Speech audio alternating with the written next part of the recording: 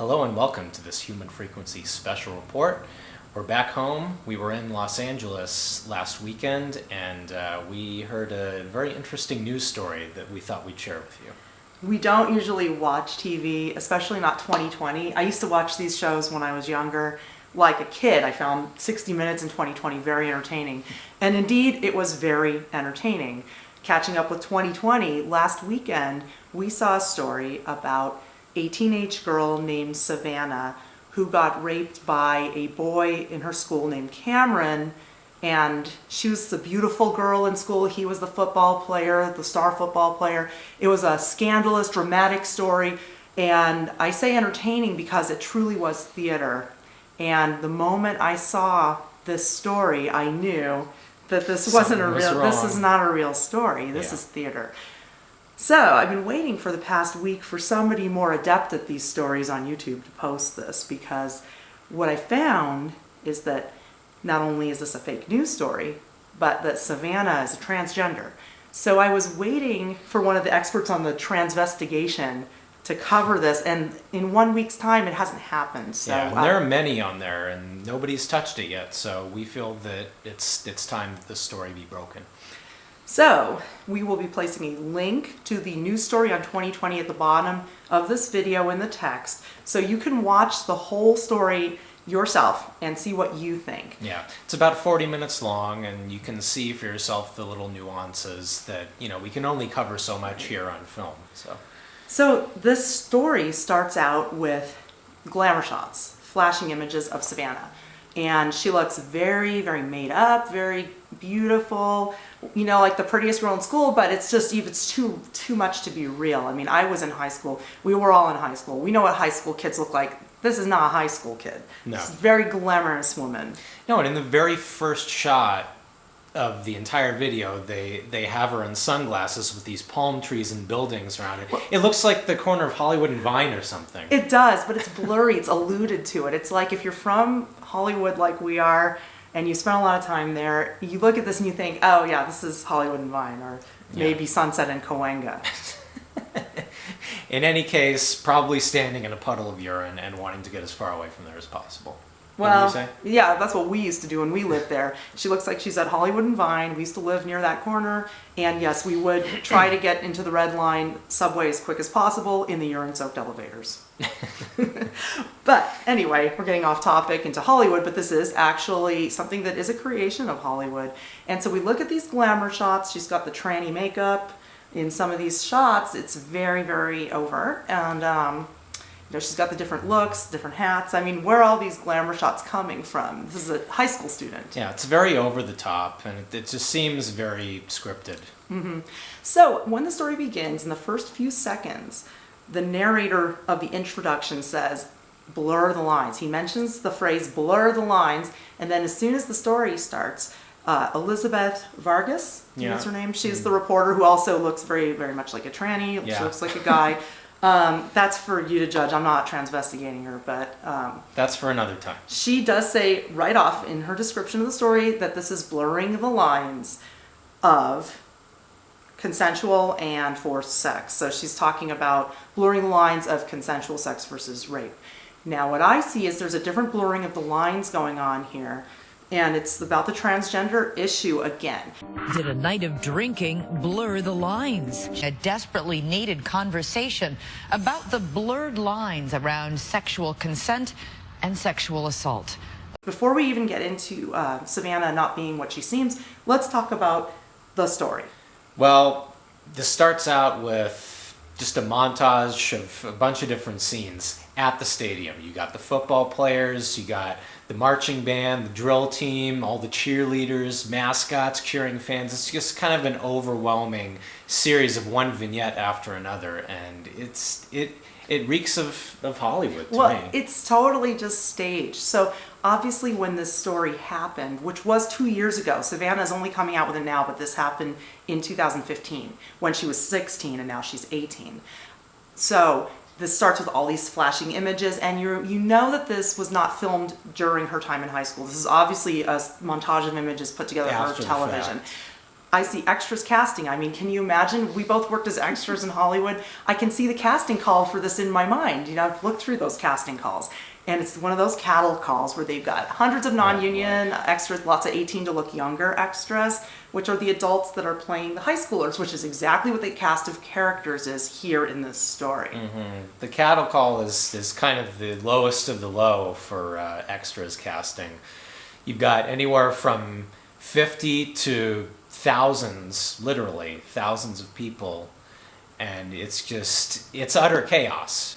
So yeah, I would work with 18 to look youngers, and these are adults. These are people of legal age, anywhere from 18 to potentially 30, who look like they're in that 14 to 17 range. I played mom to many a 30-year-old when I was an extra. Because you can't have kids on set for that long. No. There's a lot of stuff that has Well, to there's be done. laws about that. I mean, you have to have a school set up for them during the day. They can only stay there for a certain amount of time.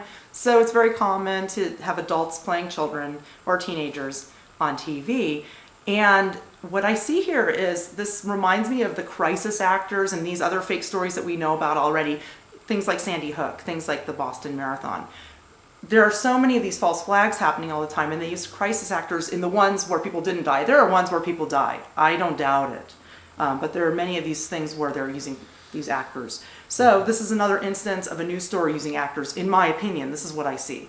I see the casting call. I can see it on the board. I can almost see it, you know, looking online at what jobs are available.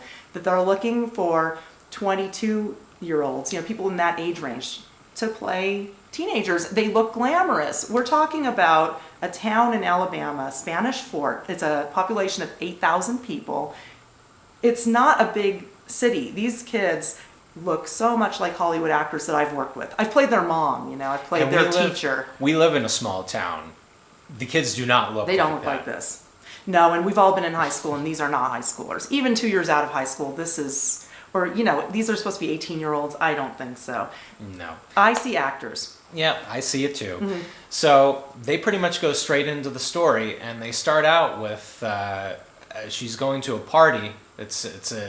One of the seniors is turning 18, and they're having some party, and the parents are away. She goes to the party, and they just start out with what she drank that night. And what she drank that night. Within 1 hour, Savannah... So she says. Yeah, Savannah claims to have drank within 1 hour 2 Smirnoffs, 3 to 4 beers, and then 4 double shots of Fireball whiskey. Okay. Just stop right there. Maybe Van Morrison could drink that down and he'd still be a little blotto. But a 16-year-old high school student in that span of time, I can see if you spaced it out over a night, but in 1 hour, you'd be dead. Think back to what you drank when you were 16 and how drunk you got on how little. That's all I have to say about that. So I'm thinking about it like, oh boy. No, this girl could not put down all that alcohol without dying. So No. that didn't seem right at all. And then they had the kids carrying Savannah up to her room. So Savannah's completely out of it. And they're carrying her and she's all floppy. This girl is literally picking up Savannah by her arms. And just like it's nothing. She looks like a rag doll, and I'm kind of wondering if this is indeed Savannah they're moving or if it's a doll. I mean, she's got her arm covering her face at one point. It's just doesn't necessarily look real. You can't lift up somebody by their arms like There's that. no hair dangling down. That's There's true. no appendages getting tangled or anything getting underfoot. It seems like a dummy. Right. And I mean that literally. So, yeah, you have that issue. And then there's another issue with the video, which is Savannah smiling at one point. She's supposed to be completely knocked out, not knowing what's going on, and very sick. And so there's an image of her smiling. And in this context of what the story is, the people who are defending Cameron Harris, who was supposedly the man that raped her upstairs. Cameron Harrison, Who was supposedly the one that raped her in the locked room upstairs. People who are defending him say, well, look, she really wasn't out of it. It was consensual. See, she's having a good time. But the way I see it is this. It's a kind of funny scene to tape. You know, sometimes actors do laugh when they're working, even when they're not supposed to. And I think that's what happened there. Yeah, you can look at the outtakes of certain shows and see the actors that they burst out laughing and then they have to cut the scene and reshoot it. So this is a possibility. It's a theory of mine, but anyway, that's just more evidence. Now I really want to get into the transgender aspect of this, because I feel like the story, when you watch it, you'll see that it's fake. I mean, it's pretty scripted. So let's get into why is this happening. There has to be an agenda here. And yeah, it's super entertaining, I'm sure, to people on Sunday night to watch this on 2020. I mean, they're watching the suffering of another, but it doesn't feel that way when you look at it. There's not a lot of emotion in it. So it comes off as this kind of scandalous and entertaining story. There's a lot of drama. It's for the Sunday night crew. But I just wanted to say that when I was watching this, I realized that Savannah had features that I could tell were male features. In particular, her Adam's apple. It's obvious. And once I saw this, I knew, yes, this is a fake story, because this boy is not raping a transgender girl. Most likely not. Quite frankly, I don't even know what's going on down there, so I don't know what they do. But we don't want to. I don't even know if it's possible. I don't know much about that physiology. So it just seems unlikely to me that this boy, no matter how drunk, would rape a transgender. Her Adam's apple is completely obvious. Yeah, I see it. I can't not see it. We have a couple shots here where that's it's very pronounced, and yeah, female just can't have that. How would you have defined rape? Brutal, like holding tied down, gun to your head, tight, just very violent. That's what I thought it was. I was thinking about it. Can a woman have it? You know, I've got like a bump, like a lump, right? Every woman I see has a kind of a but it's not it a doesn't point. So I think that's what it is you have to look for that point, and I saw that. And also there's a scene where she's touching her, she's putting on makeup, she goes like this, she's touching. I don't do that when I put on my makeup. I never touch that area. So it's a little odd, bringing a little attention to that area. I never even touch that area when I'm shaving, so. All right, so that was a little strange. And yeah, the video of Savannah's friend describing carrying her. Now, I noticed Savannah was taller than all the other girls. That's not to say that she's a transgender because of that. There are tall women too. But it is noteworthy that she's tall, and that her friend mentioned how difficult it was to move her. We do have a clip of that. Everyone had been drinking, and we're carrying Savannah up, and Savannah's pretty tall, and we're all kind of short. So we were kind of struggling. Coming up next, cell phone video captures Savannah being carried. What happens when she's behind closed doors and not alone? I also want to add that I'm not transvestigating Cameron, but there's something very strange about Cameron as well. And I'm not an expert on the biology of the face dimensions. There are a lot of YouTubers putting up these videos now about transgenders in Hollywood, and I can tell quite a lot of them just on my own, but there's some where it's really hard to tell, and you kind of have to know about the ratios and the dimensions of head to shoulders and all that stuff. But in this case, these images they showed of Cameron were very curious to me. He looks like he's wearing makeup, and he's got a very, very feminine look in this one picture, which I found a little bit strange. So I'm looking at a kind of a feminized male and a masculine female, and the agenda is clear. There is a blurring of the lines. This is to dehumanize us. We've talked about transgender agenda. They are desensitizing us to the images of these transgender people because they're not letting us know that's who they are. If someone is openly transgender, I do not have a problem with it. Well, of course, that's fine. It's the lying that we have a problem. Yeah, so they're doing something to us, to our minds.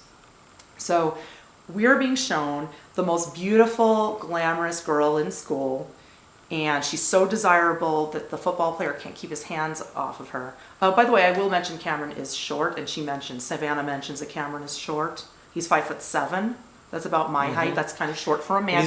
He's got a bull neck, though. He does, but I'm just mentioning again that he is short and she is tall, and we see this a lot in Hollywood with the couples like Katie Holmes and Tom Cruise. These couples where the women are much taller than the men, and you do have to wonder at all the little short guys in Hollywood with their little short arms, you know. And, well, they're making up for it at the beginning when they do the little montage of him putting the shirt. He's shirtless, and we've spared you that. Yeah, footage. We've graciously not included that footage. So yeah, they have to do all these things to compensate for the lack of masculinity. So we're just being given this body image that we can never attain, and that's really what this is coming to. It's very dehumanizing, and you know, we're not speaking out against transgender individuals. We are just talking about the Hollywood agenda here to blur these lines. you know, that's so acted out. I saw different images of Savannah where it looked like different actors, multiple Savannahs, sort of like, you know, the multiple Hillary Clintons that people talk about. It's all just stuff to think about, you know, and It's all just an act, and you have to, once you can see it as such, you can start to see the one thing and then another thing, and it starts to reveal itself in time. so I guess the moral of the story is that it's not just the Sandy hooks, but it's also the Spanish forks that you've got to look at. So there are the big stories, the obvious hoaxes, and then there's these little ones that they put in there. They're not as important. They're more localized. They don't affect as many people, but the message is there just the same. So just look at these news stories with an open mind. Check it out for yourself. But be discerning and check out thekembo.com. Thanks for listening.